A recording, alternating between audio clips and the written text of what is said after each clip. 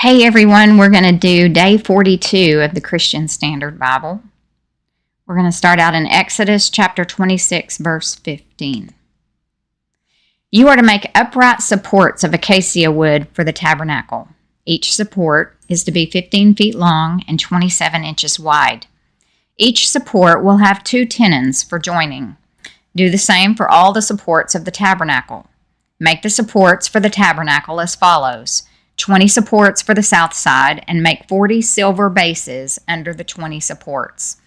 2 bases under the first support for its 2 tenons, and 2 bases under the next support for its 2 tenons. 20 supports for the second side of the tabernacle, the north side, along with their 40 silver bases. 2 bases under the first support and 2 bases under each support. And make 6 supports for the west side of the tabernacle. Make 2 additional supports for the 2 back corners of the tabernacle. They are to be paired at the bottom and joined together at the top in a single ring.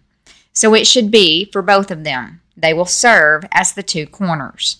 There are to be 8 supports with their silver bases, 16 bases, 2 bases under the first support and 2 bases under each support. You are to make 5 crossbars of acacia wood for the supports on one side of the tabernacle, 5 crossbars for the supports on the other side of the tabernacle, and 5 crossbars for the supports on the back side of the tabernacle on the west. The central crossbar is to run through the middle of the supports from one end to the other. Then overlay the supports with gold and make their rings of gold as the holders for the crossbars. Also overlay the crossbars with gold. You are to set up the tabernacle according to the plan for it that you have been shown on the mountain. You are to make a curtain of blue, purple, and scarlet yarn, and finely spun linen with a design of cherubim worked into it. Hang it on 4 gold-plated pillars of acacia wood that have gold hooks and that stand on 4 silver bases. Hang the curtain under the clasp and bring the ark of the testimony there behind the curtain. So the curtain will make a separation for you between the holy place and the most holy place. Put the mercy seat on the ark of the testimony in the most holy place. Place the table outside the curtain and the lampstand on the south side of the tabernacle, opposite the table. Put the table on the north side. For the entrance to the tent, you are to make a screen embroidered with blue, purple, and scarlet yarn, and finely spun linen. Make 5 pillars of acacia wood for the screen and overlay them with gold. Their hooks are to be gold, and you are to cast 5 bronze bases for them. You are to construct the altar of acacia wood. The altar must be square, 7.5 feet long and 7.5 feet wide. It must be 4.5 feet high. Make horns for it on its 4 corners. The horns are to be of one piece. Overlay it with bronze. Make its pots for removing ashes, and its shovels, basins, meat forks, and fire pans. Make all its utensils of bronze. Construct a gate for it of bronze mesh, and make 4 bronze rings on the mesh at its 4 corners. Set it below, under the altar's ledge, so that the mesh comes halfway up the altar. Then make poles for the altar, poles of acacia wood, and overlay them with bronze. The poles are to be inserted into the rings so that the poles are on 2 sides of the altar when it is carried. Construct the altar with boards so that it is hollow. They are to make it just as it was shown to you on the mountain. You are to make the courtyard for the tabernacle. Make hangings for the south side of the courtyard out of finely spun linen, 150 feet long on that side, including 20 posts and 20 bronze bases, with silver hooks and silver bands for the post. And so make hangings 150 feet long for the north side, including 20 posts and their 20 bronze bases, with silver hooks and silver bands for the post. For the width of the courtyard, make hangings 75 feet long for the west side, including their 10 posts and their 10 bases. And for the width of the courtyard on the east side toward the sunrise, 75 feet. Make hangings 22.5 feet long for one side of the gate, including their 3 posts and their 3 bases. And make hangings 22.5 feet long for the other side, including their 3 posts and their 3 bases. The gate of the courtyard is to have a 30-foot screen embroidered with blue, purple, and scarlet yarn and finely spun linen. It is to have 4 posts and their 4 bases. All the posts around the courtyard are to be banded with silver and have silver hooks and bronze bases.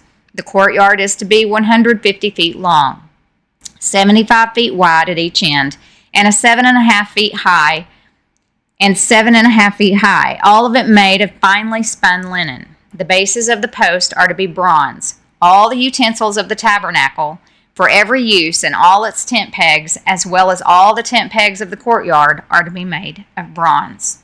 You are to command the Israelites to bring you pure oil from crushed olives for the light, in order to keep the lamp burning regularly. In the tent of the meeting, outside the curtain that is in front of the testimony, Aaron and his sons are to tend the lamp from evening until morning before the Lord. This is to be a permanent statute for the Israelites throughout their generations. Have your brother Aaron with his sons come to you from the Israelites to serve me as priest. Aaron, his sons Nadab and Abihu, Eleazar and Ithamar, make holy garments for your brother Aaron for glory and beauty. You are to instruct all the skilled artisans whom I have filled with a spirit of wisdom to make Aaron's garments for consecrating him to serve me as priest. These are the garments that they must make: a breastpiece, an ephod, a robe, a specially woven tunic, a turban, and a sash. They are to make holy garments for your brother Aaron and his sons, so that they may serve me as priest. They should use gold, blue, purple, and scarlet yarn, and fine linen. They are to make the ephod of finely spun linen embroidered with gold and with blue, purple, and scarlet yarn. It must have 2 shoulder pieces attached to its 2 edges so that it can be joined together. The artistically woven waistband that is on the ephod must be of 1 piece, according to the same workmanship of gold, of blue, purple, and scarlet yarn, and of finely spun linen. Take 2 onyx stones and engrave on them the names of Israel's sons, 6 of their names on the first stone, and the remaining 6 names on the second one. In the order of their birth, engrave the 2 stones with the names of Israel's sons, as a gem cutter engraves a seal. Mount them, surrounded with gold filigree settings. Fasten both stones on the shoulder pieces of the ephod as memorial stones for the Israelites. Aaron will carry their names on his 2 shoulders before the Lord as a reminder. Fashion gold filigree settings and 2 chains of pure gold. You will make them of braided cord work and attach the cord chains to the settings. Psalm 21, verses 1 through 7, for the choir director, a psalm of David. Lord, the king finds joy in your strength. How greatly he rejoices in your victory. You have given him his heart's desire and have not denied the request of his lips. Selah. For you meet him with rich blessings. You place a crown of pure gold on his head. He asked you for life, and you gave it to him, length of days forever and ever. His glory is great through your victory. You confer majesty and splendor on him. You give him blessings forever. You cheer him with joy in your presence. For the king relies on the Lord. Through the faithful love of the Most High, he is not shaken. Proverbs chapter 4, verses 25 through 27. Let your eyes look forward. Fix your gaze straight ahead. Carefully consider the path for your feet, and all your ways will be established. Don't turn to the right or to the left. Keep your feet away from evil. You know, I was listening to Rick Renner teaching the other day on, I think it was how to keep the devil out of your life. And he was bringing out those New Testament verses, I think it's in Peter, where it says to flee from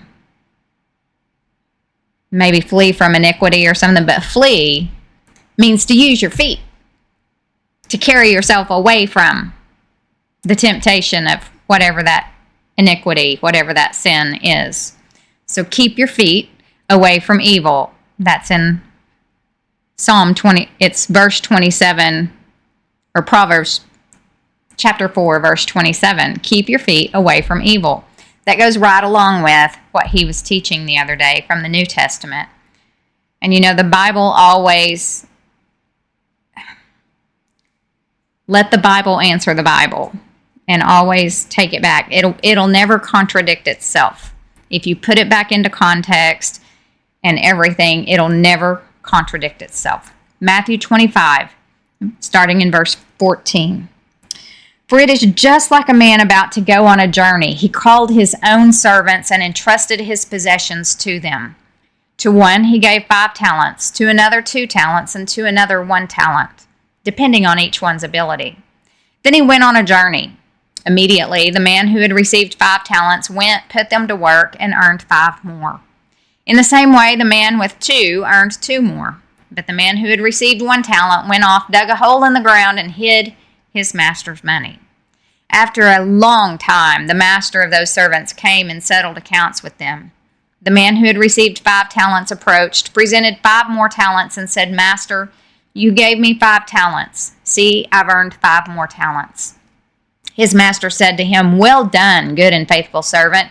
You were faithful over a few things. I will put you in charge of many things. Share your master's joy.